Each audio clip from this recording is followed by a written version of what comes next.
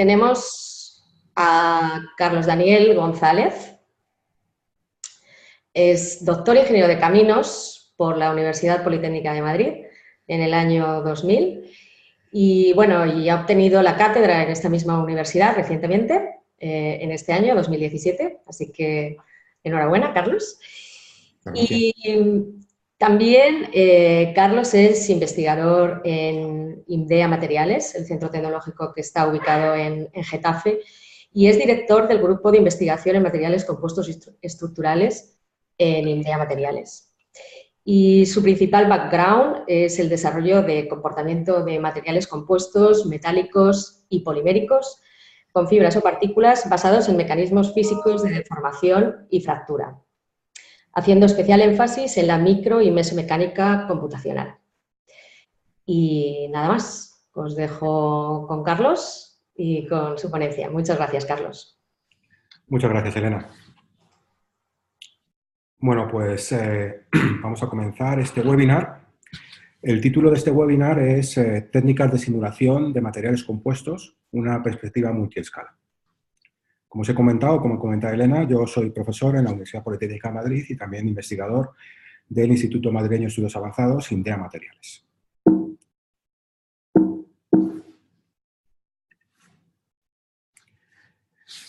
Bien, antes de empezar con los detalles más técnicos sobre la presentación, me gustaría un poco enseñaros el por qué nos gustaría simular materiales.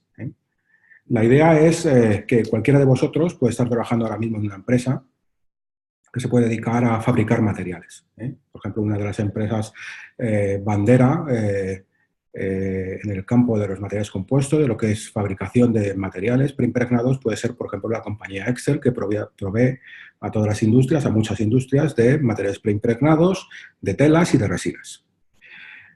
Una de las misiones de cualquier persona que esté trabajando en un departamento de I+D de esta empresa podría ser simplemente quiero vender el mejor material posible. A su lado puede haber otra persona que lo que está haciendo es pues bueno, simplemente buscando materiales para una determinada aplicación. Entonces, pues, imaginaros que uno de vosotros es un trabajador de un departamento de I+D en una empresa que se dedica a fabricar estructuras de materiales compuestos y, por lo tanto, un avión, por ejemplo, quiere diseñar el mejor avión posible. Bueno, pues la simulación puede ayudar a que estas dos personas se entiendan entre sí. El primero, porque quiere optimizar su material y quiere vender el mejor material posible. Y el segundo, porque quiere diseñar la estructura que mejor se comporte desde el punto de vista de una serie de cargas mecánicas.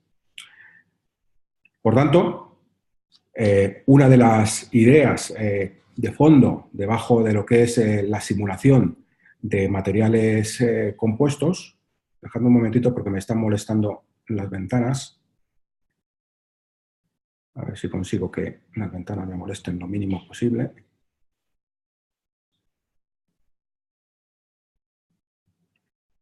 Es realizar ensayos denominados virtual testing de materiales con el objetivo de hacer una optimización del comportamiento mecánico de un determinado material y que aquellas personas que estén dedicadas a utilizar ese material en una aplicación determinada puedan hacer un screening de materiales, es decir, puedan, sin necesidad de acudir a complejas campañas experimentales, puedan bueno, pues ver y predecir cuál es el comportamiento de un determinado material. Imaginaos que quieren utilizar una combinación de materiales, materiales de Kevlar, materiales de fibra de carbono, etcétera, etcétera, y no quieren gastar mucho dinero en una compleja y costosa campaña experimental.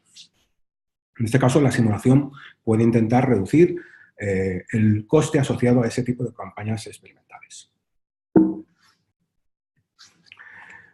¿Cómo abordamos este problema? Bueno, pues he metido en la presentación alguna serie de dibujitos un poco para desengrasar. Para abordar este tipo de problemas podíamos acudir directamente a la fuerza bruta. En este caso sería nuestro amigo Obelix y podemos llamar a nuestro amigo Obelix la necesidad de utilizar, por ejemplo, modelos fenomenológicos. Un modelo fenomenológico no explica la realidad, simplemente copia la realidad y aplica a un determinado modelo para describir esa realidad. Sin embargo, hay otra aproximación un poquito más científica y es En este caso nos gustaría entender primero cómo se comportan los materiales y así desarrollar aquellos materiales que están basados en la física de su comportamiento. En este caso, pues tenemos a nuestro amigo Asterix que está pues, leyendo libros de mecánica fractura y de comportamiento mecánico de materiales compuestos. Los materiales compuestos, como bien sabéis, puesto que gran parte de vosotros se ocupa en su trabajo habitual de materiales compuestos, están hoy en día utilizados en multitud de aplicaciones, tanto a nivel de aeronáutica, aeroespacial, energía, etcétera, etcétera, y también los deportes. Uno tendría la idea de que un material compuesto es pues un material que esencialmente es un material frágil, y sin embargo, los materiales compuestos no son ni tan frágiles como se pintan, pero tampoco son tan tenaces como un metal. La prueba de ello es bueno, pues un vídeo que podéis coger de internet. Es un Gran Premio de Fórmula 1 en el 2007, donde bueno, pues Robert Kubica tuvo un accidente que a punto estuvo de costarle la vida. Como veis, su monoplaza se estrella directamente sobre la pista y gracias a que ese habitáculo estaba diseñado para resistir esas importantes fuerzas de impacto, pues él pudo salvar la vida. Entonces podemos concluir que bueno, los materiales compuestos pueden absorber energía, pero nos interesaría saber por qué. En general, todos sabemos que los materiales compuestos son materiales que tienen combinaciones muy interesantes desde el punto de vista de rigidez y de resistencia. Estamos hablando en términos específicos, es decir, por unidad de peso, pero también de tenacidad de fractura.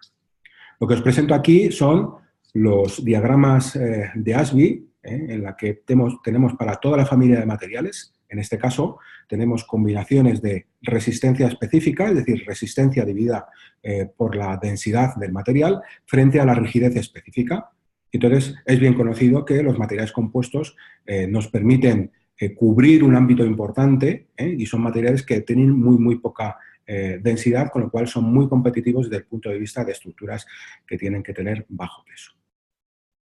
Sin embargo, lo que tampoco es tan conocido es que estos materiales son capaces de absorber cierta cantidad de energía en una fractura. Y en este diagrama de Ashby lo que vemos es la tenacidad, es decir, de la energía de fractura, los kilojulios de energía que me cuesta a mí crear una superficie de 1 metro cuadrado frente a la resistencia mecánica. Y en ese caso, lo que vemos es que los materiales compuestos pueden ser no tan tenaces como los metales, pero de luego mucho mejor que los materiales cerámicos que tienen muy poquita tenacidad de fractura. Por tanto, son materiales que podríamos llamarles materiales cuasi frágiles, como otro tipo de materiales como puede ser el hormigón, que también presenta este tipo de comportamiento. ¿Por qué estos materiales presentan una cierta tenacidad de fractura? No son materiales estrictamente frágiles. Bueno, pues en general podemos asumir que este comportamiento se deriva de que estos materiales tienen una estructura altamente jerarquizada. Como ocurre en la naturaleza. En la naturaleza, los materiales presentan estructuras jerarquizadas que les permiten disipar energía a diferentes escalas. Por ejemplo, un tendón. En un tendón, cuando uno visualiza su estructura interna, ve que su estructura interna está formada por distintos componentes y en cada uno de esos componentes se puede disipar energía de una forma en cada uno de los componentes por separado, de tal forma que el componente conjunto es capaz de disipar una energía considerable. Ejemplos, más allá de lo que son los tendones, los podemos tener también en otros materiales como son el nácar, la seda, tanto la seda de la araña como la seda del gusano de seda, o bien otros materiales también conocidos como en el caso del hueso. Es decir, la estructura jerarquizada es la que confiere una cierta resistencia, una cierta rigidez, pero también les confiere una cierta capacidad de disipación energética. En el caso de los materiales compuestos, esta estructura se da. En este caso, lo que vemos es la estructura a diferentes niveles. En primer lugar, el nivel del componente, que es el diseño de la estructura. Es una estructura, en este caso, formado por un panel que está rigidizado con una omega. Ahí se pueden visualizar claramente la escala del componente. Si nos vamos un poquito al espesor del propio laminado, vemos que ese laminado no es homogéneo, sino que está compuesto por diferentes capas. Estas capas se apilan de acuerdo con unas condiciones de diseño. Y finalmente, si vamos a una escala inferior, podemos ver que efectivamente está compuesto por diferentes fibras, fibra y matriz, que le confiere ese carácter de lámina. Bien, la idea de esta presentación es hablar de las técnicas de simulación multiescala para materiales compuestos. Y lo que vamos a ver aquí es las técnicas que tenemos hoy en día disponibles para intentar simular el comportamiento mecánico de materiales compuestos. Y siempre entendiendo desde el ámbito de los materiales. Es decir, no vamos a tocar para nada el ámbito de las estructuras, que ya es el cálculo estructural a un nivel superior y no es el ámbito de esta presentación. Entonces, el esquema de la presentación que vamos a ver aquí, en primer lugar, vamos a hablar de esa modelización multiescala de materiales compuestos, hablaremos de los distintos mecanismos de deformación y fractura, de cuál es la estrategia de simulación multiescala que va de abajo hacia arriba. Hablaremos, durante toda esta presentación voy a poner bastantes resultados experimentales porque quiero recalcar que es necesario desarrollar modelos que estén basados en mecanismos físicos y siempre que sea posible el intentar medir los parámetros que sustentan ese modelo mediante ensayos independientes. Hablaremos, por tanto, de micromecánica experimental, de lo que son ensayos in situ para visualizar el comportamiento del material a la microescala. Hablaremos también de cómo caracterizar las propiedades mecánicas de los componentes. Hablaremos de la micromecánica computacional, es aquella herramienta que me permite determinar el comportamiento mecánico a la escala microscópica, la escala de una capa individual.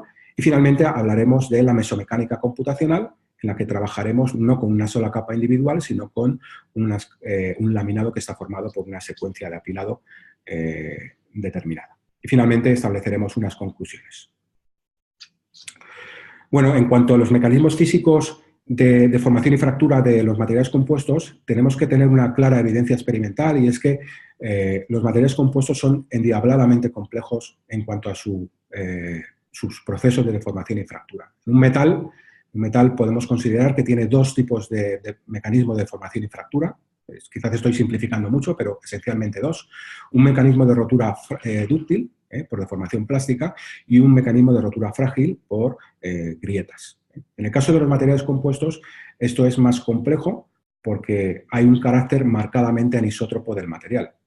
Y tenemos fallo del material a distintas escalas. Podemos tener, por ejemplo, el fallo a nivel intralaminar, bien sea por rotura de la matriz, de las fibras o de las intercaras. Aquí tenemos una probeta sometida a un ensayo de tracción donde se ve claramente que se ha producido una fisura en una de esas capas.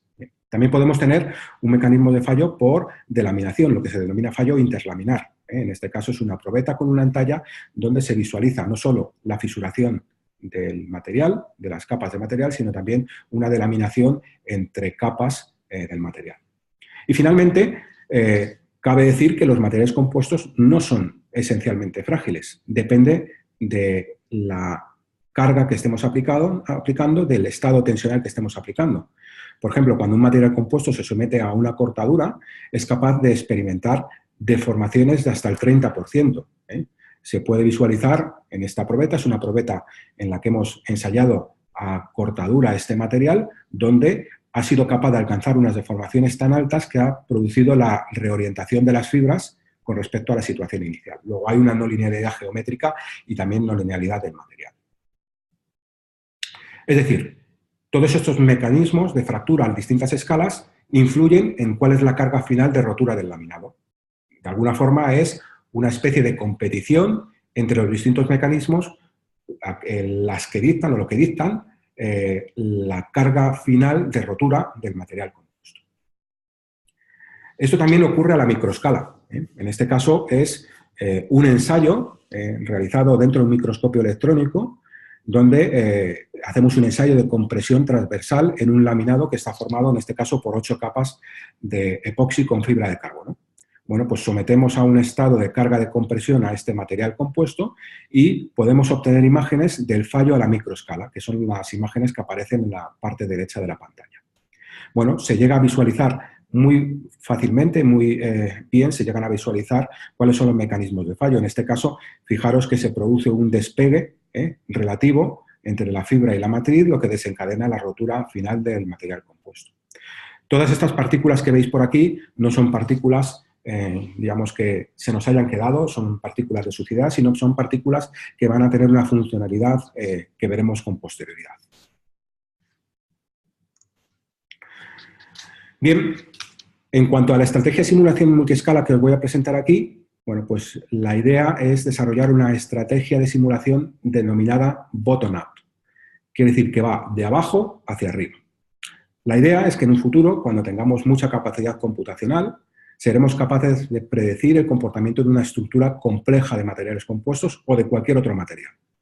Empezando por hipótesis muy sencillas. Hipótesis muy sencillas sobre el comportamiento del material a la escala de una lámina, que después de homogeneizar el comportamiento podemos ir a la escala del laminado, que después de homogeneizar el comportamiento podemos ir a la escala del componente y finalmente a la estructura completa.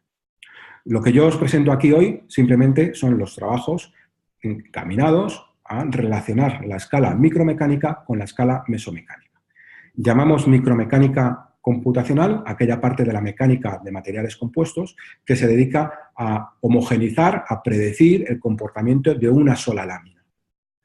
Ese comportamiento lo homogeneizamos, lo introducimos dentro de un modelo de mesomecánica en el que ya no hay fibras ni matriz, ya son capas individuales y esas capas individuales se comportan de acuerdo con el modelo micromecánico que hemos desarrollado y conseguimos determinar el comportamiento mecánico del material laminado. Esto es un ejemplo en el que tenemos una probeta del material. En esa probeta vamos a desarrollar un modelo de mesomecánica computacional. Como veis aquí, tenemos el espesor, y ese espesor se encuentra dividido en todas las capas. Cada una de estas capas puede romperse de forma individual.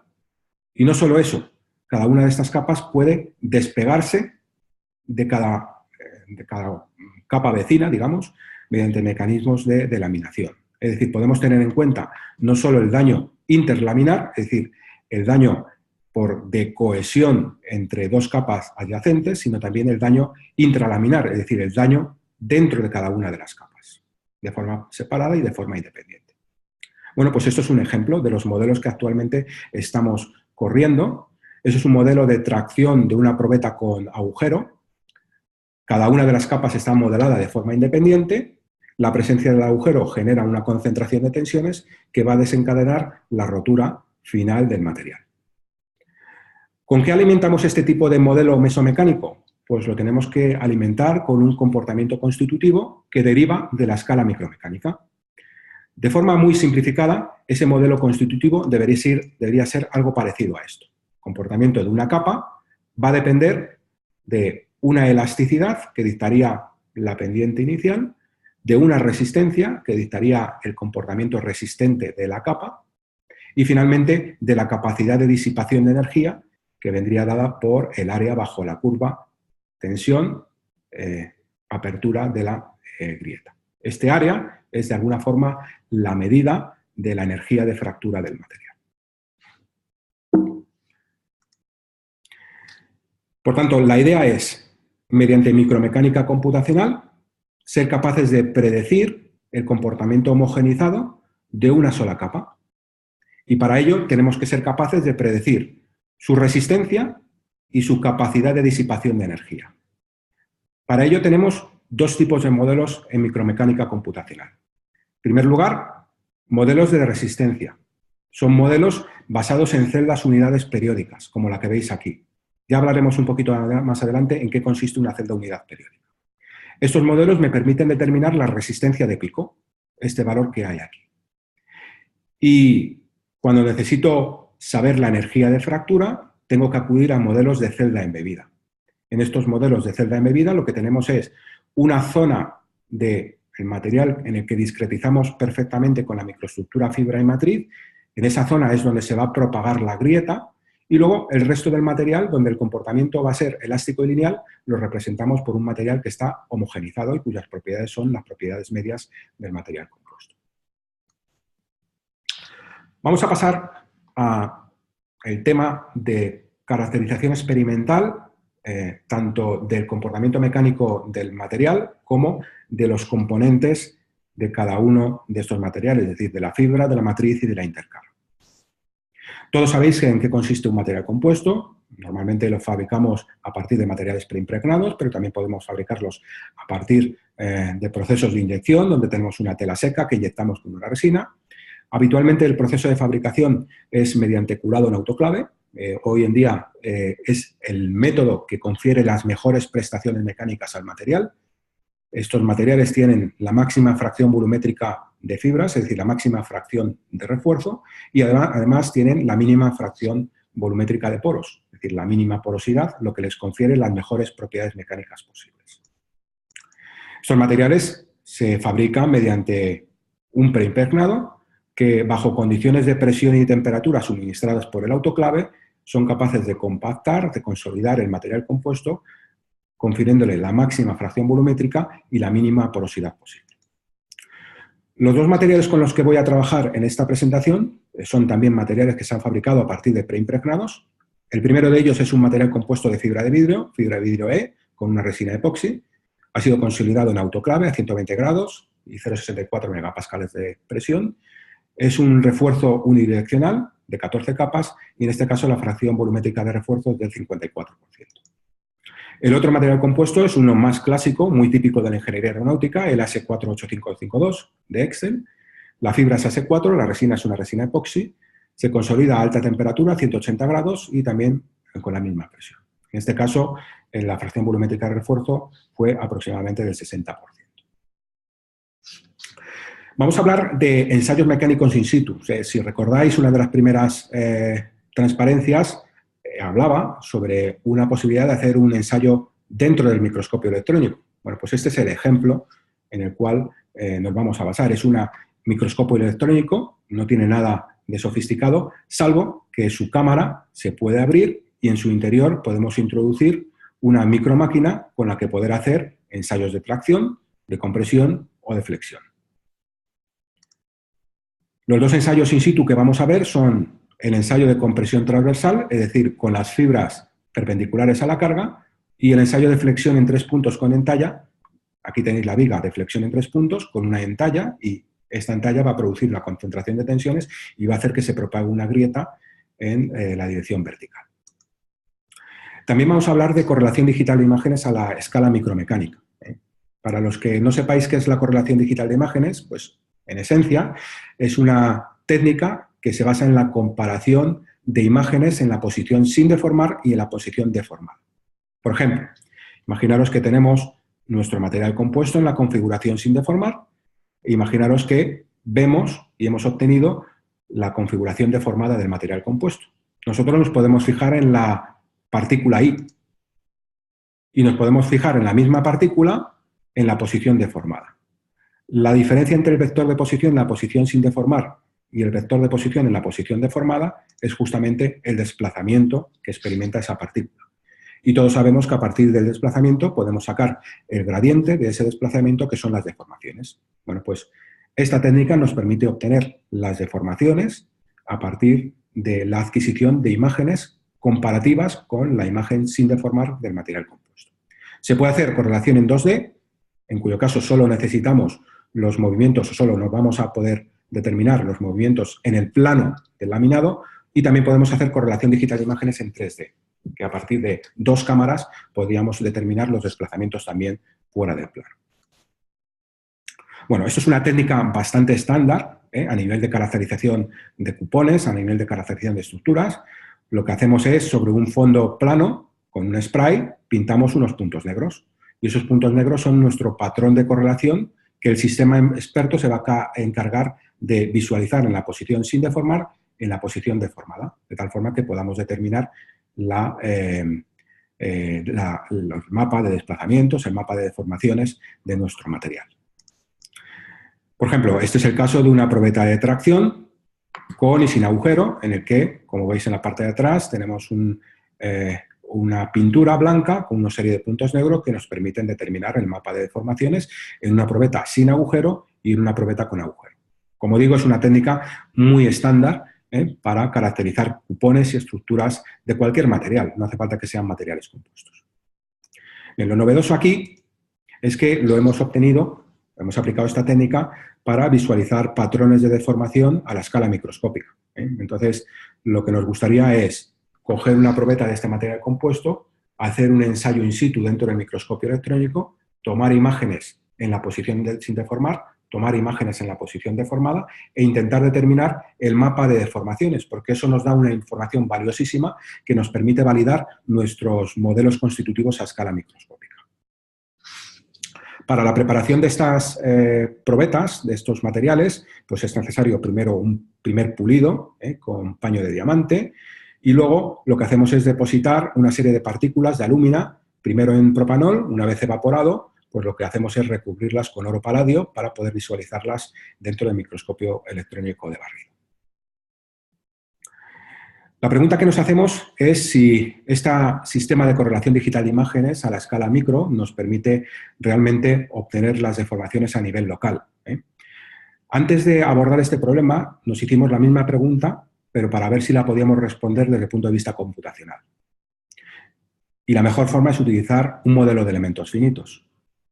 ¿Por qué? Porque los nodos pueden actuar como patrón y podemos comparar la posición de los nodos en la situación sin deformar con la posición de los nodos en la situación deformada y ver la comparación que existe entre lo que nos da el sistema de correlación digital de imágenes y lo que nos dice la simulación por elementos finitos. Es decir, con elementos finitos yo tengo una celda con fibras y con matriz, los nodos pueden actuar como puntos negros que habíamos visto en nuestro spray en la correlación digital de imágenes. Lo que hacemos es aplicar cargas y obtener la geometría deformada mediante el método de elementos finitos. Y esa geometría deformada, comparada con la geometría inicial, nos permite determinar el patrón de deformaciones, que en principio tiene que correlar bien con lo que dice la simulación. Es decir, con la geometría inicial de los nodos, con la geometría deformada, lo meto dentro del sistema de correlación digital de imágenes y lo que obtenga, es decir, el patrón de deformación, se tendría que parecer mucho a lo que me dice el modelo de elementos finitos. Y lo cierto es que sí, es que lo que nos da el sistema de correlación digital de imágenes se parece muchísimo a lo que nos dice el modelo de elementos finitos. Por tanto, esta técnica es una técnica muy valiosa para correlar el modelo de comportamiento a la microescala. Bueno, pues aquí tenemos los dos ensayos in situ que hemos hecho, el ensayo de compresión transversal y el ensayo de flexión en 3 puntos. El ensayo de compresión transversal, la ventaja que tiene es que podemos obtener imágenes a la escala que queramos, desde los 70 aumentos hasta más de 4.000 aumentos. Podemos visualizar el comportamiento del material a distintas escalas. Y no solo eso, podemos determinar los patrones de deformación mediante correlación digital de imágenes. Repito, esto es correlación digital de imágenes obtenida experimentalmente sobre imágenes de microscopio electrónico de barrido. Por ejemplo, a 250 aumentos lo que se observa es que los desplazamientos son esencialmente lineales, como corresponde a un proceso de formación macroscópica homogénea. En este caso estamos aplicando desplazamiento en la dirección vertical. Las deformaciones no se distribuyen esencialmente de forma homogénea, sino que dependiendo de cómo están distribuidas las partículas, en unas zonas tengo más deformación y en otras zonas tengo menos deformación. Concretamente, donde menos partículas tengo, la resina es más deformable, tengo más deformación, y donde más partículas tengo, la deformación es más pequeña porque el material es más rígido. Por tanto, el sistema de correlación digital de imágenes es capaz de capturar esa distribución inhomogénea del material, de las fibras dentro del material compuesto. La ventaja que tiene esto es que lo podemos hacer a distintas escalas. En vez de los 250 aumentos que teníamos en la imagen anterior, pues ahora tenemos 2.000 aumentos. En este caso lo que visualizamos es el patrón de desplazamientos en la dirección vertical y en este caso las deformaciones verticales. En este caso, fijaros que las deformaciones verticales claramente dejan identificado lo que es el esqueleto donde están distribuidas las fibras. De alguna forma, las cargas se van distribuyendo por este esqueleto, dejando las deformaciones a la parte más flexible, que es, en este caso, la zona donde más resina hay. Bueno, la ventaja que tiene esto también es que nos permite visualizarlo dinámicamente en un vídeo. Esto es un vídeo de cómo se va cargando el material y cómo se van produciendo esas deformaciones. Y fijaros que, evidentemente, conforme va aumentando la carga, cada vez es mayor la deformación hasta que finalmente desencadena la rotura del material. Podemos visualizar también los mecanismos de fractura. En este caso, uno de los mecanismos más evidentes era el despegue relativo entre la fibra y la matriz. Aquí hay dos fibras que están muy juntas pues esas fibras que están tan juntas, pues son el lugar predominante para la aparición de cohesión entre la fibra y la matriz. Y lo podemos ver a distintas escalas, y relacionarlo con la curva carga-desplazamiento. Esta es la curva carga-desplazamiento en la posición sin deformar, al 2,2%, al 3,2,4% y al 3,2%, donde se observa que estos puntitos blancos son esencialmente los puntos que corresponden a despegues relativos entre la fibra y la matriz. En el caso de la flexión en 3 puntos, lo que vamos a ver es el proceso de propagación de una grieta dentro del material. Se trata de una viga de flexión en 3 puntos con una entalla. Procuramos hacer una entalla profunda para que el ensayo sea lo más estable posible. Utilizamos correlación digital de imágenes para determinar los desplazamientos macroscópicos y obtener la curva carga-desplazamiento o carga CMOD. CMOD es la apertura de la boca de la entalla. Es esta apertura que aparece aquí. Conforme se va propagando la grieta, esa apertura va siendo cada vez mayor, hasta que finalmente se produce la rotura y la probeta queda separada en 2 partes. Los mecanismos de fractura se pueden visualizar muy fácilmente. A escala un poco macroscópica lo que vemos es una grieta, pero si nos vamos a la escala microscópica lo que vemos es que en primer lugar se produce la rotura de la intercara entre la fibra y la matriz y en segundo lugar se produce esos ligamentos que quedan de resina, se produce una deformación plástica y finalmente la rotura de esos ligamentos de resina. El vídeo correspondiente a ese proceso de formación, pues vais viendo cómo se va propagando la grieta. La ventaja que tiene esto es que este mismo vídeo lo podemos tomar a distintas escalas. En este caso es una escala superior donde claramente vais a ver cómo se produce la propagación de esa grieta entre la fibra y la matriz, en primer lugar por decohesión entre la fibra y la matriz y en segundo lugar por rotura de esos ligamentos entre fibra y matriz. Bien, vamos a abordar el tema de cómo caracterizar los componentes del material compuesto, tanto de matriz como de intercara, como la caracterización de la fibra. En primer lugar, hemos desarrollado en los últimos años un sistema bastante sólido, independiente, para poder determinar propiedades mecánicas de los constituyentes, matriz, fibra e intercara, mediante lo que llamamos ensayos in situ. Lo que hacemos es pulir una sección transversal del material compuesto y con un nanoindentador pinchar en las zonas donde hay riqueza de resina. Intentamos pinchar en las zonas que están lejos de las fibras con el objeto de minimizar la influencia que puede tener la presencia de una fibra en el campo de tensiones debajo del indentador. Pues un proceso de nanoindentación es simplemente con un punzón, con un indentador, lo que hacemos es indentar el material y en esa indentación se produce una huella. En esa huella nosotros relacionamos la carga aplicada con el tamaño de la huella a través de lo que se denomina dureza. Y es posible, por tanto, determinar, a partir de este ensayo, de la curva carga-desplazamiento, determinar la dureza del material. Bien, esta curva carga-desplazamiento, de alguna forma, nos tiene que permitir inferir las propiedades mecánicas de la matriz. Y es un proceso complicado, porque lo que tenemos es una curva carga-desplazamiento y lo que queremos inferir es el comportamiento constitutivo del material. Para ello tenemos que, sin duda, acudir a una modelización detallada del proceso de indentación. ¿Por qué? Esencialmente porque cuando se produce la indentación en un material, nunca se sabe cuál es el área real de contacto. Hay materiales que son blandos, en cuyo caso, cuando uno indenta, se produce un pile-up, hay una subsidencia de material hacia arriba que lo que hace es enmascarar el área de contacto. En vez de ser el área que proporciona la geometría, dada por la altura de indentación, es un poco más de ese área. Y hay otros materiales que son materiales duros en los que se produce el hundimiento.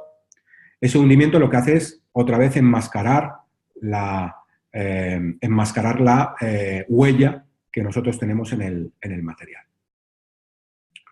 Lo que hemos hecho ha sido una simulación detallada por el método de los elementos finitos de ese proceso de indentación en un material polimérico, de tal forma que a partir de ese ensayo de indentación y a partir de las curvas carga-desplazamiento que obtenemos experimentalmente, podemos determinar las propiedades mecánicas in situ de la resina. Esto lo hemos comparado con distintos materiales, no solo en lo que se refiere a la caracterización de su módulo elástico, que es relativamente sencilla, sino también de su resistencia a compresión. La resistencia a compresión de la resina la hemos medido mediante ensayos de indentación y también la hemos medido a partir de ensayos macroscópicos. Y ciertamente la correlación es bastante buena, con lo cual podemos decir que este método es un método muy bueno para determinar in situ las propiedades de la matriz. Recalco la palabra in situ porque todos los condicionantes ambientales a los que está sometido un material compuesto, por ejemplo, humedad y temperatura, también los podemos caracterizar y podemos determinar las propiedades mecánicas de la resina en ambiente saturado, 70% de humedad, 70 grados de temperatura, o otros ambientes como son el 70-85, que son 70% de humedad y 85 grados centígrados de temperatura. Para caracterizar las intercaras, hemos desarrollado también sistemas de indentación, que pueden ser indentación push-out e indentación push-in. Con un nanoindentador, lo que podemos hacer es aplicar cargas sobre una fibra y en el caso en el que tengamos una pequeña lámina de material compuesto, aplicamos la carga y llegamos a romper la intercara. De tal forma que a partir de la curva carga-desplazamiento, yo puedo determinar el comportamiento del material. En este caso, esto sería un ensayo de pushing hecho sobre un material de fibra de vidrio con resina epoxi. Podéis ver el hueco de la fibra y la misma fibra vista desde el lado anverso, es decir, una fibra que hemos llegado a romper su intercara. Esto lo hemos hecho en fibra de vidrio, que es relativamente fácil, y en fibra de carbono. Y a partir de la curva carga-desplazamiento, llegamos a determinar el comportamiento constitutivo de la intercara, es decir, la resistencia mecánica de la intercara. Este ensayo, que denominamos ensayo de push-out, es un ensayo complejo, es un ensayo que requiere bastante preparación experimental.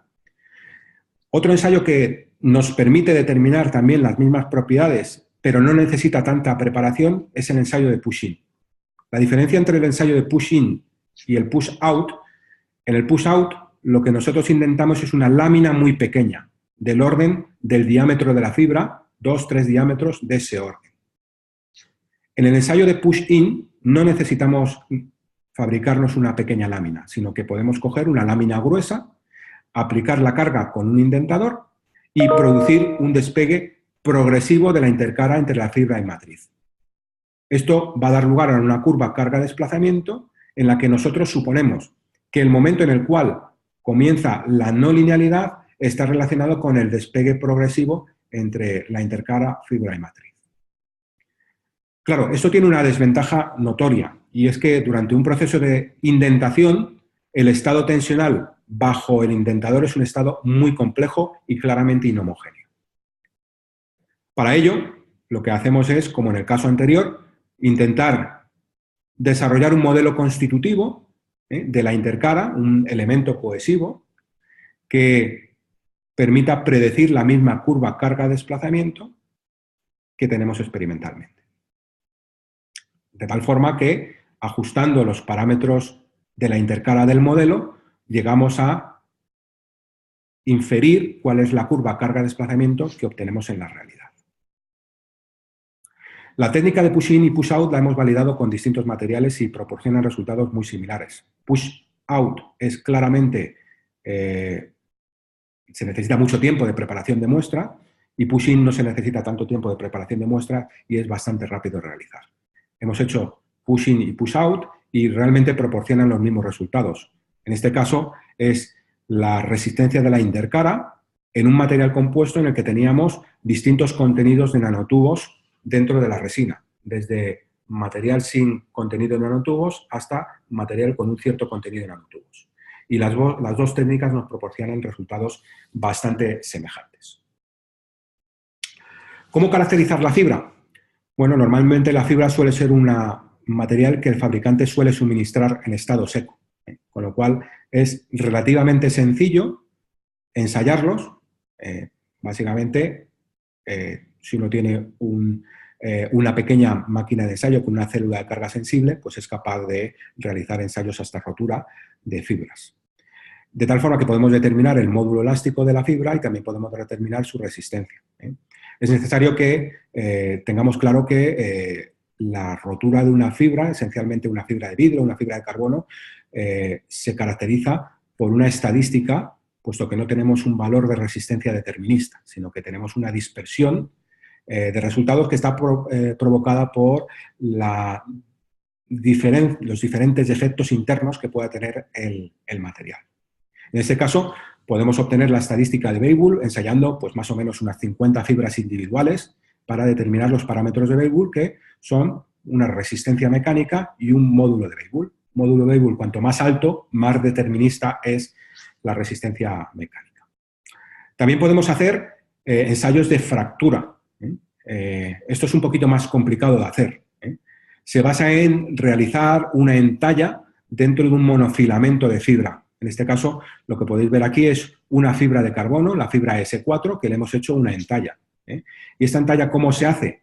Pues se hace con un microscopio que tiene acoplado un cañón de iones, un focus ion beam, que te permite eliminar material y, por lo tanto, permite esculpir y introducir, en este caso, una entalla dentro de una fibra de carbono. De tal forma que a partir de la resistencia residual de esa entalla, de esa fibra de carbono, podemos determinar la tenacidad de fractura o la energía de fractura de esta fibra de carbono. En resumen, para uno de los materiales que hemos visto, el AS48552, realmente lo tenemos bastante bien caracterizado. La resina epoxi, hemos medido su elasticidad y también hemos medido su plasticidad mediante técnicas de nanoindentación. Datos del fabricante que necesitamos son la resistencia mecánica a tracción y también la energía de fractura. Estamos investigando ahora en la forma de hacer ensayos in situ dentro del material compuesto para determinar estas dos propiedades. En cuanto a la fibra, hemos caracterizado la elasticidad de la fibra, pero también hemos caracterizado, mediante ensayos sobre filamentos individuales, la estadística de rotura de la fibra y la tenacidad de fractura de la fibra. Y finalmente, para la intercara, hay que ser realistas y los ensayos de push-in y push-out no nos proporcionan todos los datos que nos gustaría, solo nos proporcionan la resistencia mecánica de la intercara. No nos dicen nada sobre la energía de fractura, ni tampoco sobre la fricción entre la fibra y la matriz una vez que la fibra se ha despegado.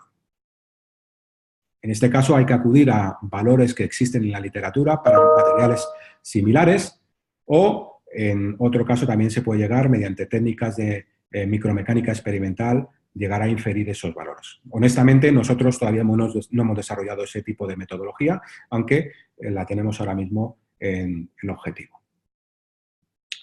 Bien, vamos a pasar a la micromecánica computacional. Como os he dicho, tenemos dos tipos de modelos. Modelos que nos permiten predecir la resistencia de la capa y modelos que nos permiten predecir la tenacidad de fractura. Son modelos totalmente diferentes. En el caso de los modelos que nos permiten predecir la resistencia de capa, podemos utilizar modelos de celda unidad. Modelos de celda unidad de tipo periódico. ¿Por qué digo de tipo periódico? Porque si os fijáis, esta celda unidad que aparece aquí es periódica en el sentido que una fibra que aparece cortada aquí tiene su contraparte en la parte de arriba. Estos modelos solo nos sirven para predecir el comportamiento de una sola capa. Resistencia y elasticidad. No nos permiten predecir qué es lo que pasa después del fallo. Para predecir qué pasa después del fallo, es decir, la resistencia a la propagación de una grieta, tenemos que acudir a modelos de celda embebida, que se basan en solamente en la zona en proceso de fractura, discretizar el material con la microestructura fibra matriz y en el resto del material suponer que el comportamiento constitutivo responde a un material elástico y lineal homogenizado que obtenemos a partir del comportamiento de la celda unidad. Bueno, pues esta es una celda unidad periódica.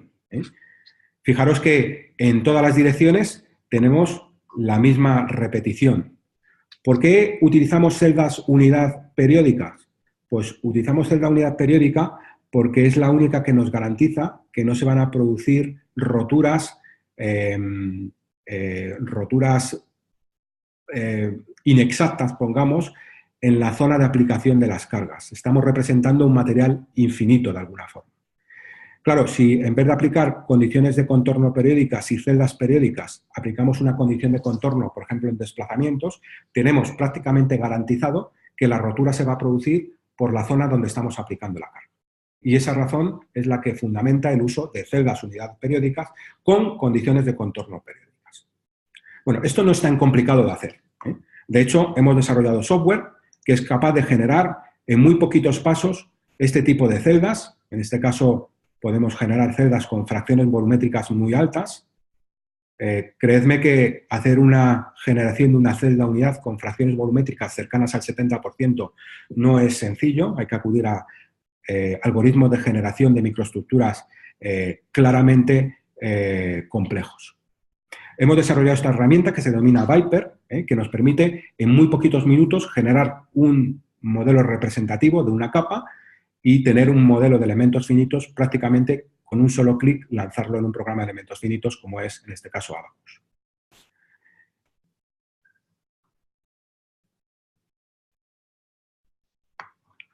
El programa también nos permite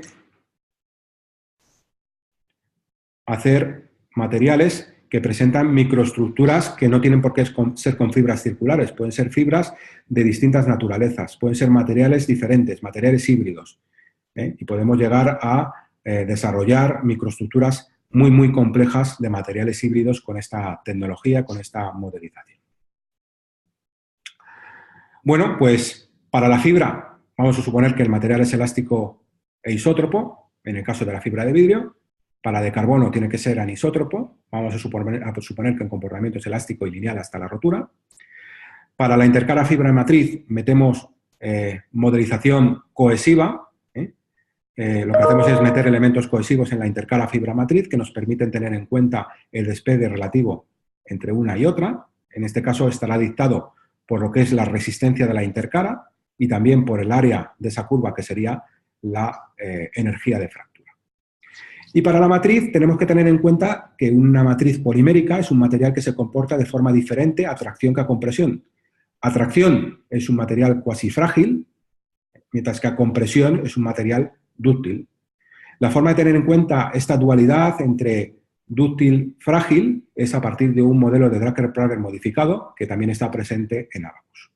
En este caso, en vez de tener la envolvente de fallo correspondiente al modelo de Drucker-Prager de plasticidad perfecta, tenemos un modelo de comportamiento que está, digamos, modificado en la parte de tracción para tener en cuenta la rotura cuasi frágil ante solicitaciones de tracción. Bueno, lo primero es intentar correlar la simulación a nivel micromecánico. A nivel micromecánico, una de las formas más fáciles es modelar una microestructura realista, una microestructura que obtenemos mediante microscopía electrónica de barrido, aplicar los desplazamientos que hemos obtenido mediante correlación digital de imágenes y ver si los patrones de deformación se parecen o no a los que obtenemos mediante elementos finitos. Bueno, pues en el lado de la izquierda tenemos esa celda unidad en la que hemos medido mediante correlación digital de imágenes los mapas de desplazamiento. Y en la derecha tenemos esa celda unidad en la que hemos impuesto los desplazamientos en su frontera, desplazamientos correspondientes a el sistema de correlación digital de imágenes. Y como veis, pues la comparativa es muy buena. A ver si funciona el vídeo. Cómo va creciendo el desplazamiento con el transcurso de la aplicación de la carga, podemos decir que la correlación es muy buena. Si pintamos un desplazamiento en una de las diagonales y lo comparamos con el resultado de elementos finitos, podemos decir que la correlación es excelente. Bueno, es excelente hasta cierto punto, porque si lo que hacemos es el gradiente de este campo de desplazamientos, pues tenemos una respuesta que en media queda muy bien, es decir, la correlación digital de imágenes nos da muy bien lo que son las deformaciones medias en cada una de las fases. Lo que ocurre es que, debido a que las fibras y la matriz tienen un contraste elástico muy fuerte, porque una es un polímero y la otra es un material mucho más rígido, pues esa diferencia de comportamiento elástico hace que tengamos claramente una diferencia entre el sistema de correlación digital de imágenes y lo que es la simulación por elementos finitos. En cualquier caso, la correlación es bastante buena, no solo en lo que se refiere a los mapas de deformación, sino también a dónde ocurre el fallo. Y en este caso es la misma celda unidad, se visualiza dónde se ha producido la decohesión y si os fijáis bien, en color rojo podéis visualizar dónde se ha producido la decohesión entre la fibra y la matriz. La misión de la micromecánica computacional no es modelar la realidad, es desarrollar un modelo cuya microestructura en media represente el comportamiento del material y predecir el comportamiento medio del material. No tiene mucho sentido intentar predecir dónde se producen los puntos exactos de la decohesión entre la fibra y matriz. Este tipo de técnicas nos permiten predecir las 5 constantes resistentes del comportamiento mecánico de un material unidireccional. En la dirección de la fibra, tracción y compresión, en la dirección perpendicular, tracción y compresión, y también en la cortadura. Desarrollamos una celda unidad con un número importante de fibras, podemos meter comportamiento mecánico que hemos medido experimentalmente, podemos meter también los saltos térmicos debidos a tensiones residuales que producen las tensiones residuales de curado o de retracción química. Podemos hacer ensayos de tracción perpendicular a la fibra, ensayos de compresión en la dirección transversal o ensayos de cortadura. Esto nos permite obtener esas 3 propiedades mecánicas. Por ejemplo, atracción.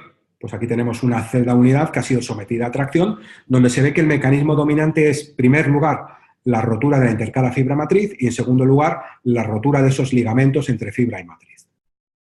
Podemos hacer también un ensayo de compresión transversal, donde lo que domina en este caso es la deformación plástica de la matriz, que producen bandas de plastificación más o menos a unos 53 grados con respecto a la aplicación de la carga. Eso es un vídeo de una de esas celda unidad, donde se ve claramente, vamos aplicando la compresión en vertical y cómo se va produciendo la rotura del material. Podéis visualizar también las decohesiones, las separaciones en la intercala fibra y matriz. Que se parece mucho a la realidad. Este mismo material ensayado, pues lo que se observa claramente son esas bandas de plastificación y se observa también esas decohesiones entre la intercala fibra y matriz. También lo podemos hacer a cortadura, tanto cortadura a favor de las fibras como cortadura en la dirección perpendicular de las fibras, y también lo podemos hacer en la dirección de las fibras, es decir, para determinar la resistencia a tracción en la dirección de las fibras y a compresión en la dirección de las fibras. Estos son modelos más tridimensionales, donde tenemos que generar una celda unidad, desde luego, muchísimo más grande que en los 2 casos anteriores, y en el que lo que hacemos es, en este caso, pues localizar pues, una serie de planos posibles de fractura. Todas estas líneas verticales que hay aquí son posibles planos de fractura.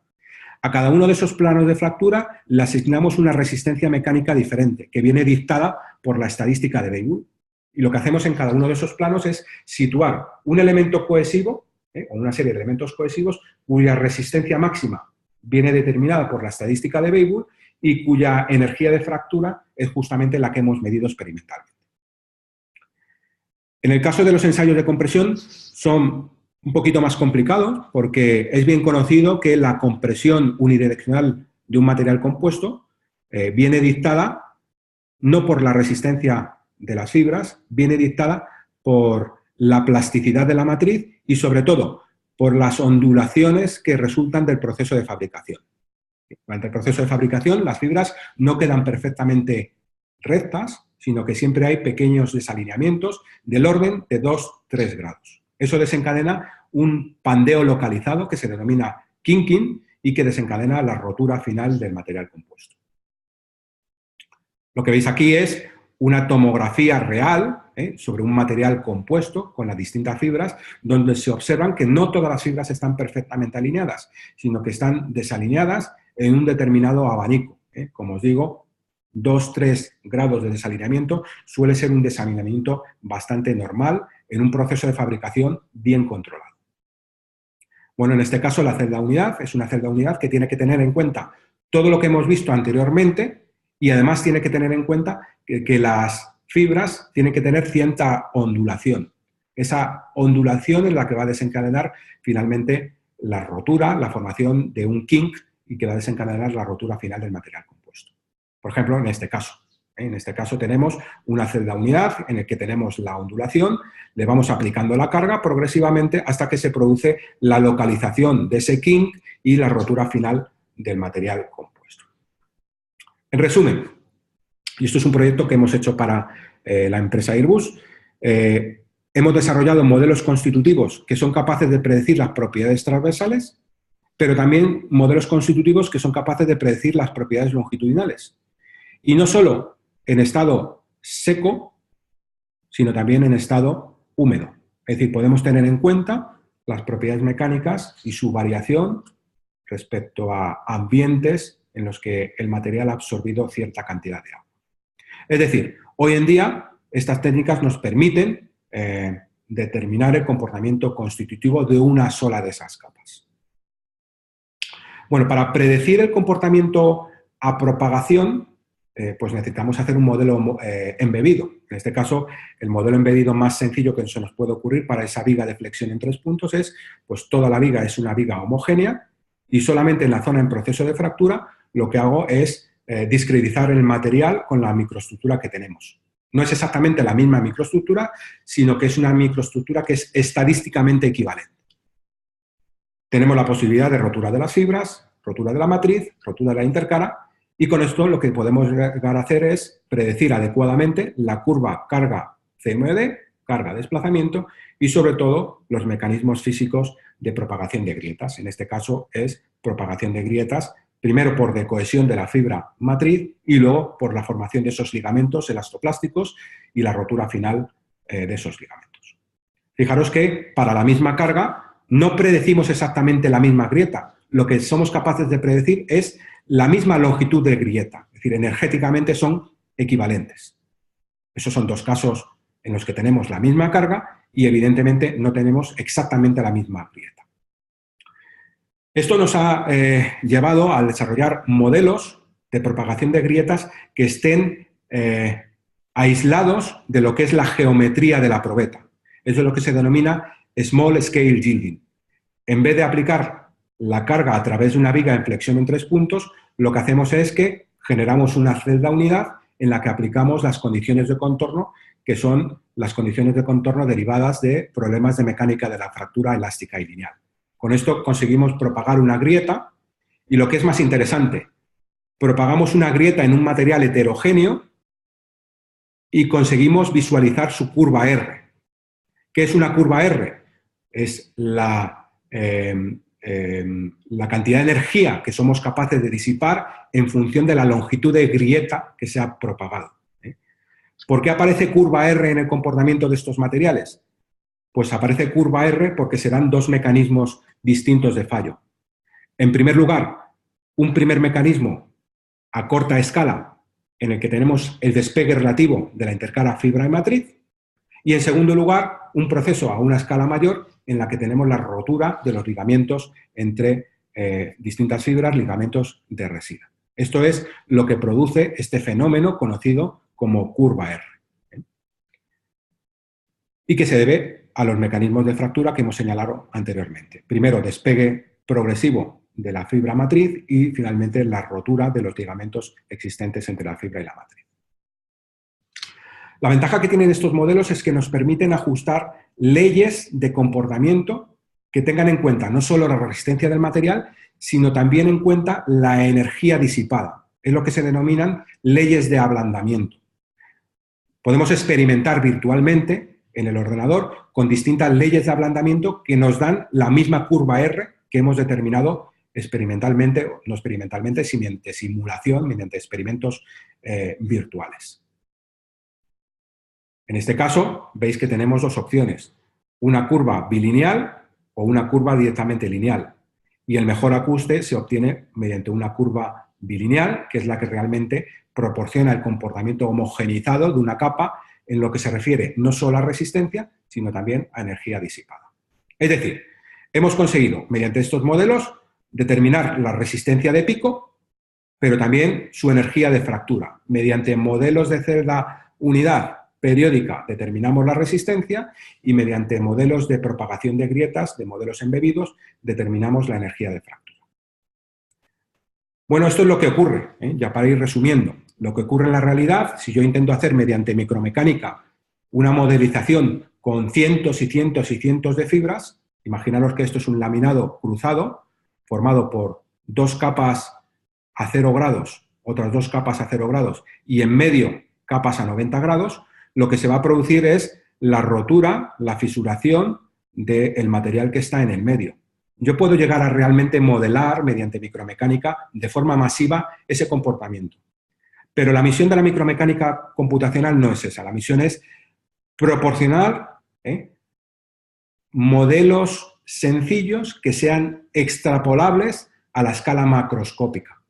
Es decir, Obelix trataría de hacer la simulación de las propiedades completas mediante la introducción de cientos de fibras. Mediante que Asteris lo que tendría que hacer es una curva cohesiva cuya resistencia y tenacidad han sido determinadas a un ensayo virtual a la escala microscópica y que proporcionan el mismo resultado equivalente. Esto es, densidad de fisuras y pérdida de rigidez, obtenida, en primer lugar, con un modelo micromecánico masivo y, en segundo lugar, con un modelo mesomecánico homogeneizado. Y como vemos, el comportamiento es muy parecido y la ventaja que tiene es la robustez y, sobre todo, que el segundo de los cálculos se tardan minutos. Bien, ya para ir finalizando, vamos a hablar brevemente de la mesomecánica computacional. Mesomecánica computacional, yo he homogeneizado el comportamiento constitutivo de cada una de las capas y tengo elementos cohesivos que nos permiten tener en cuenta la delaminación entre cada una de las capas. La ventaja que tenemos es que podemos modelar de forma muy exacta lo que le ocurre a un pequeño cupón o a un pequeño elemento estructural. La desventaja es que, claro, computacionalmente es muy intensivo y esto requiere la utilización masiva de ordenadores. Esta parte se ha desarrollado en colaboración con mi colega en INDEA, el doctor Claudio López. Modelo constitutivo es un modelo homogenizado en el que introducimos de forma homogenizada el daño tanto en tracción como en compresión en la dirección de las fibras, tanto en tracción como en compresión perpendicular en las fibras y en el ensayo de cortadura. Las resistencias se pueden haber obtenido a una escala inferior mediante modelización micromecánica. Para tener en cuenta también la posibilidad de despegue relativo entre capa y capa, lo que hacemos es introducir superficies cohesivas o elementos cohesivos. En este caso, superficies cohesivas porque tiene una ventaja sustancial. Mi compañero Claudio López ha desarrollado una técnica en la que utiliza mallas orientadas. Las mallas orientadas son muy beneficiosas para intentar recoger de forma exhaustiva los procesos de fisuración de la matriz. Son consistentes con los mecanismos físicos de fisuración. Es decir, una fisura en un material compuesto se produce en la dirección de las fibras. Y utilizando mallas orientadas en la dirección de las fibras, conseguimos, de una forma muy sencilla, modelar constitutivamente el proceso de fisuración en la matriz. Fijaros, esto es lo que se consigue. Cada una de las láminas es independiente, cada una de las láminas está modelada, mallada, con mallas independientes, mallas no conformes, y cada una de las láminas se relaciona con su vecina mediante superficies cohesivas. No mediante elementos cohesivos, sino mediante superficies cohesivas. Esto lo metemos en un código de elementos finitos, como puede ser Abacus, a través de sus rutinas de usuario, y podemos modelar el comportamiento de cupones. Por ejemplo, fijaros que aquí tenemos un cupón que ha sido sometido a un estado de tracción y fijaros cómo aparecen las fisuras en la matriz, que son totalmente consistentes con los procesos de fisuración que detectamos mediante tomografía de rayos X. Podemos hacer todo tipo de simulación, probetas con agujero, probetas sin agujero, probetas de tracción, probetas de compresión, compresión con agujero, compresión sin agujero, probetas de impacto a baja velocidad, probetas de impacto a alta velocidad. Fijaros aquí, esto es un impacto a baja velocidad con distintas energías, donde se ven de forma independiente la rotura individual de cada una de las capas. Esto es un vídeo donde recoge prácticamente todo el proceso. Proceso de impacto, Fijaros como cada una de las capas es individual, en cada una de las capas se produce un daño diferente y puede haber despegue relativo entre cada una de las capas. Y gracias al uso de las mallas orientadas, conseguimos visualizar de forma perfecta, modelar de forma perfecta los procesos de propagación de grietas en la dirección de la fibra. Si no utilizamos esta técnica, muy posiblemente van a aparecer zonas de daño que no son consistentes con los procesos de fisuración. Es decir, da la sensación como que se produce una grieta que es perpendicular a las fibras, cosa que no puede ocurrir. La correlación con los ensayos es muy buena en lo que se refiere no solo a carga-desplazamiento, sino también en lo que se refiere a patrones de delaminación obtenida mediante C-scan y también mediante tomografía.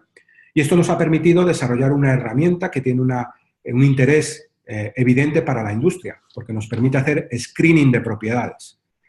Hemos llegado a simular comportamiento mecánico de laminados unidireccionales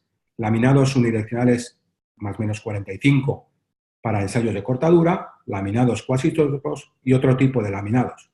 Y lo que podemos decir es que con estas técnicas podemos predecir el comportamiento, la rotura, en un margen del orden del 10%, que es más que suficiente para hacer screening de materiales. Más que suficiente para hacer screening de materiales. Esto, por ejemplo, lo hemos desarrollado gracias a un contrato directo con Fokker, que está interesado en implementar herramientas de virtual testing a nivel de screening de materiales.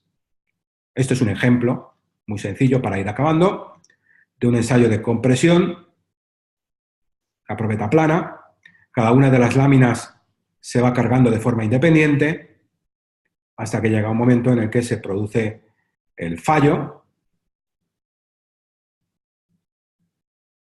y la delaminación de capas adyacentes. Bueno, pues esto es una herramienta de virtual testing para hacer screening de propiedades, para hacer predicción de propiedades. Bien, ya para terminar, bueno, me gustaría hacer dos conclusiones. En primer lugar, que para intentar predecir bien el comportamiento mecánico del material, es indispensable ser capaces de predecir los mecanismos de fallo. Uno puede desarrollar un buen modelo que me pueda decir cuál es la curva carga-desplazamiento, pero a lo mejor ese modelo no es capaz de representar los mecanismos físicos de deformación y fractura, ese modelo es incorrecto. En segundo lugar, para desarrollar modelos predictivos, el estado del arte lo que dicta es que en vez de usar modelos fenomenológicos, hacemos modelos predictivos basados en técnicas multiescala de abajo hacia arriba. En ese sentido, lo que os he enseñado aquí es un ejemplo de nuestro trabajo relacionado sobre micromecánica computacional para estudiar el comportamiento de una capa, no solo en lo que se refiere a resistencia, sino también en lo que se refiere a propagación de grietas. Y lo que es la mesomecánica computacional es integrar el comportamiento de esa capa para predecir el comportamiento de un laminado. Y estas técnicas nos pueden abrir puertas para diseñar y optimizar nuevas configuraciones de material, combinaciones de materiales híbridos que tengan fibra de carbono, fibra de vidrio, etcétera, etcétera. Y una vez que nosotros hemos hecho una cierta campaña experimental y tenemos una cierta confianza que el comportamiento constitutivo lo tenemos bien capturado a las distintas escalas, podemos decir que esa herramienta es predictiva y nos permite jugar con ella.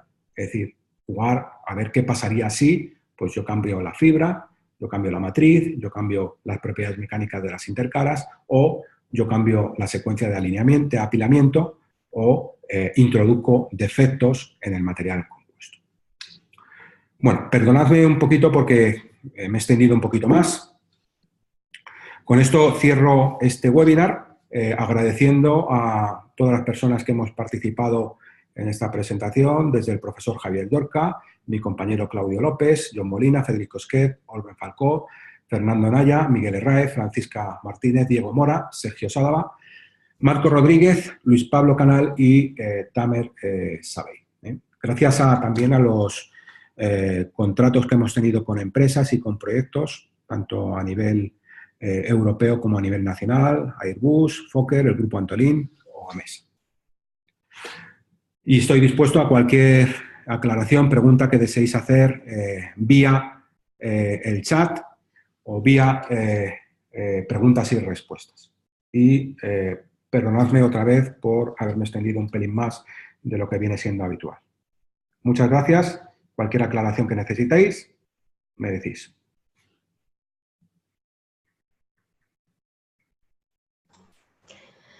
Bueno, muchas gracias, Carlos, por este instructivo webinar. Y bueno, supongo que habrá preguntas. Como os ha comentado Carlos, podéis utilizar tanto el chat como la opción de preguntas y respuestas.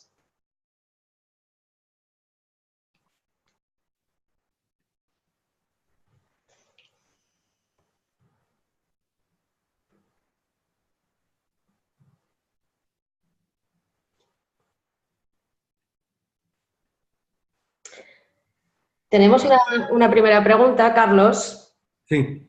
Dice así, ¿cómo de complicado es implementar estas técnicas a nivel industrial y si se necesita de un expertise importante para llevarlo a cabo?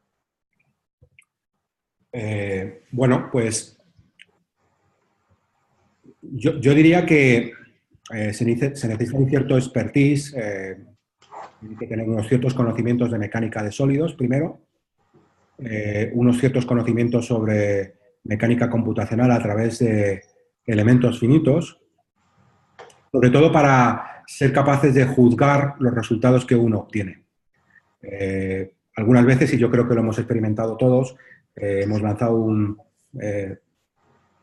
simulación por elementos finitos y no nos converge, y eso requiere mucha interacción con el programa y un cierto conocimiento del programa. Yo, desde ese punto de vista, lo que nosotros hemos intentado es simplificar al máximo las tareas de generación de los modelos. Podemos decir que lo que hemos estado desarrollando es, bueno, pues modelos, digamos, técnicas de simulación y el software necesario para que a través de muy poquitos clics seamos capaces de generar un fichero de input que podamos lanzar a un código de elementos finitos, como puede ser Abacus, y que nos permita determinar el comportamiento constitutivo de una capa o bien de un laminado. Lo que yo creo que es importante es que una vez que nosotros lanzamos el trabajo, tenemos que tener el juicio ingenieril formado, suficientemente robusto como para poder discriminar una solución buena de una solución que no tiene mucho fundamento físico o que da resultados totalmente erróneos. Yo creo que es la parte más de ingeniero que tenemos que realizar, pero que esto es común a cualquier disciplina. Cualquiera de vosotros seguro que ha hecho simulaciones por elementos finitos y previamente a decir que el resultado es 25,7 ha tenido que hacer unas cuantas comprobaciones para estar totalmente seguros de que ese número es el correcto. Muchas gracias, Carlos. ¿Tenéis alguna pregunta más?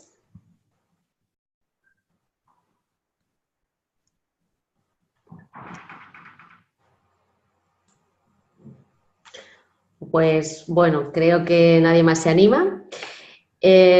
Como os he comentado antes, recordaos que en el mes de diciembre no vamos a hacer webinar, pero que a partir de enero de 2018 cada mes tendremos un webinar de AEMAC y en breve os comunicaremos los títulos, ponentes y fechas.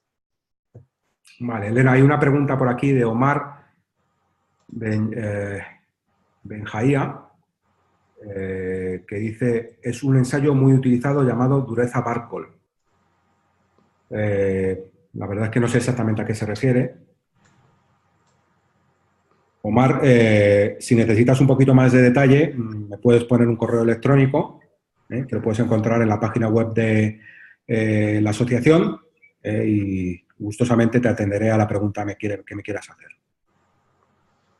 De acuerdo, gracias Carlos, porque no lo había visto. También Obellido nos comenta que no tiene preguntas, que ha sido un placer.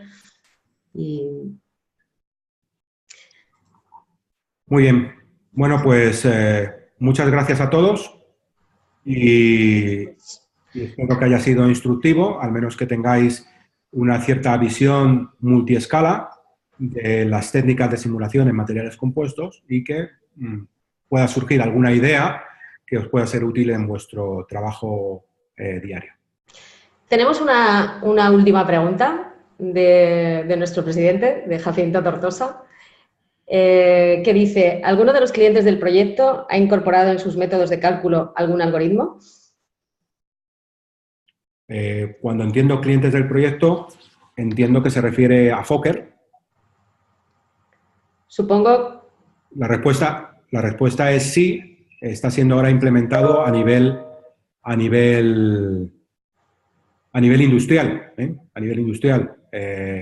Esas simulaciones, esos códigos, esas subrutinas se están implementando a nivel industrial y se corren directamente no solo en ordenadores propios de IMDEA Materiales, sino también ordenadores propios de Fokker, porque la idea un poco es comprobar la robustez que tiene dentro de un ambiente más industrial, es lo que sería un TRL lo más alto posible.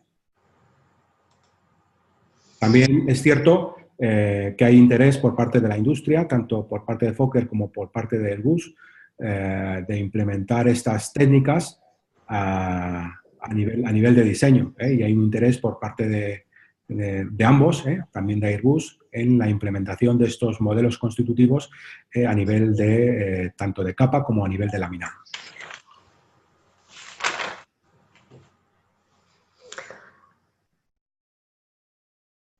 De acuerdo. Mira, otra pregunta. No, nos agradece Jacinto. Muchas gracias, Jacinto. Muchas gracias, Jacinto.